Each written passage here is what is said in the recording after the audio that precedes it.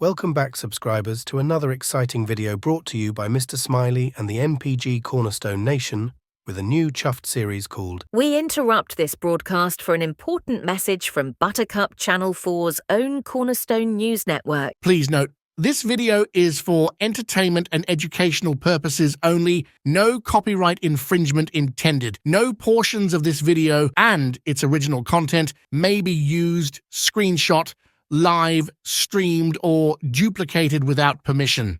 Now, back to our program. Nick's Debunkers. Cheers!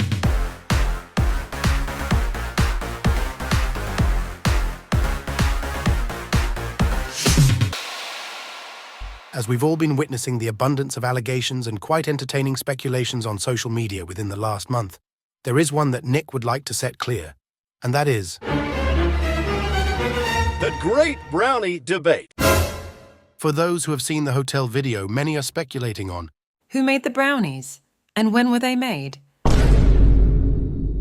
With many self-proclaimed experts out there voicing their theories, it is bound to happen that people start to believe what they hear as truth, and then make such comments in discussion groups appearing to be a fact instead of fanciful fiction.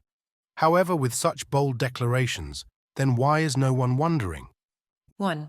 How did they carry the brownies out of the gaff? 2. Were they in the suitcase? Or 3. Why was that an important item to be made and to grab when leaving? Has anyone heard the taxi driver ever mention? Y'all know the freshly baked brownies they brought in my cab smelled delicious. Of course not, because it didn't happen and it doesn't fit the cheeky narrative going around. Well, the true answer is actually pretty simple and has been right in front of everyone's eyes this whole time. Only but a few have picked up on. Before we get to Nick's debunking, let's quickly gander over some simple examinations. Okay. Many have seen the photos that are in evidence of the minging kitchen. Remember, Nick himself said, Now, in their house, is their house really clean and neat, or is it... No, it is not neat at all. It's not? That was the first time ever in their house, and I can't believe how much the pigsty it was. Oh, okay. so let's be a detective for a second and ask the obvious questions. 1. Does this chaotic kitchen look like any sort of baking was happening in it? No. 2. Does it seem like 2 individuals spent some time at the oven and prep area making such a delectable dessert? No. 3. Do you see any other items used to make such instant brownies anywhere? No. 4. Has anyone seen any brownie mix boxes in the rubbish? No. 5. Were there any such brownie-related items logged into evidence? Well, let's not forget that the Arctic shrew has specified she was not allowed to have sugar. And if you believe this to be true, do you also suspect then that Nutter broke into the medicine closet or even the safe to get the sought-after hidden box of brownie mix to make with someone, but to eat at the motel with a different bloke? A bit dodgy in it? Now, let's shift into what we do know with factual information on record. In Charles Goldammer's interview, he mentioned that the only thing that was kind of odd was when she came down and tried making macaroni and cheese right before I was getting ready to go to work, she was making it weird. No, Johnny Shore, rightly I'm making it. And she was actually taking the cheese, acid, and the butter and mixing it all together. Cold, not waiting until the noodles are done. She goes, well, this is how my mom does it. And I was like, I'll show you the right way to do it. And then explains how he makes it. Oh, but wait, milk, butter, and cheese?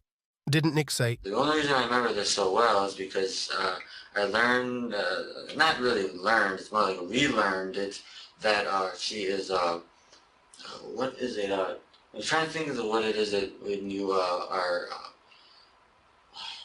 you can't drink milk. What is that called? Lactose intolerant? Yes, that's what she is. Okay. Lactose intolerant. Okay. But boss-eyed. Can eat pizza, mac and cheese, and brownies with no trouble? Well, that was a lie. You're a liar! Okay. Anyway, soz, back on track. Now for those who have made both mac and cheese and brownies, at least from a box, know they are not that difficult. But those true Betty Crockers out there know that brownies can take anywhere from 20 to 45 minutes in the cooker, depending on the oven's temperature, of course. Objection. Why is this relevant? Oh, I have a point, I promise. Then make it. Something else on record, in Nick's interrogation, he was asked if they cleaned up anything. Did he mention? Well, to be honest, I did actually make that munter clean up the mess that was made from making the brownies before we left. No, he sure didn't. Or what about those text messages? Remember the one that said, "Don't forget to make the brownies, hun." And who could forget when the poor innocent little buttercup of a brownie box was sworn in to testify? I am innocent. It's a complicated situation. The stuff they say in the news about me is horrible and not true. Just know that I am innocent, and I'm still your little sweet mouth-watering indulgence. I don't identify as anything else. It's all bollocks, mates.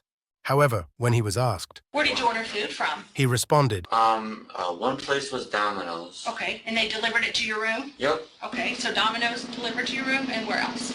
And the other was Papa John's. Papa John's. Let's quickly go back in time and grab a receipt from 2015 and be reminded of what was being introduced at that time. Alrighty? I may be a pizza maker, but I know a few things about dessert, like chocolate and more chocolate. Introducing Papa John's new double chocolate chip brownie. Delicious, decadent, served warm for just $6. Better ingredients, better brownie. Papa John's. Blimey, I'm gutted. So to answer those first questions, Who made the brownies? Answer. Papa John's. When were they made? Answer. When they ordered them with the pizza to be delivered. As enjoyable as this fanciful theory is, sorry folks, Nick is confirming it's Fake news. regardless what you've heard, he has never confirmed in an email to someone or anywhere else a different story than this. The brownies were never made by anyone else other than the chefs from Papa John's. Unfortunately, it seems that the lactose-intolerant bird is no Betty Craft Crocker. Many have made comments in groups and statements on videos how odd, creepy, unbelievable or shocking it was that he was eating brownies to begin with. If you actually know Nick, then you would know he is a chocoholic. With that being said, is it really that far out there? So then can we ask, was he to starve for a couple days because he felt manky? Or not supposed to eat anything because he was so knackered? What would you eat in that situation that would be more suitable and less shocking? And to not get you so perplexed about brownies? Well, I guess that's for another time. But anyway, Nick hopes that cleared up any confusion, and to stop more ridiculous, fanciful speculations about this topic from happening in the future. As we bring this video to an end, here's some more receipts for you while the music plays out. Stay tuned for more videos to come. As always, thank you for watching. Respectfully, Mr. Smiley, and the Nicholas Paul Godejohn Cornerstone Nation. cheerio.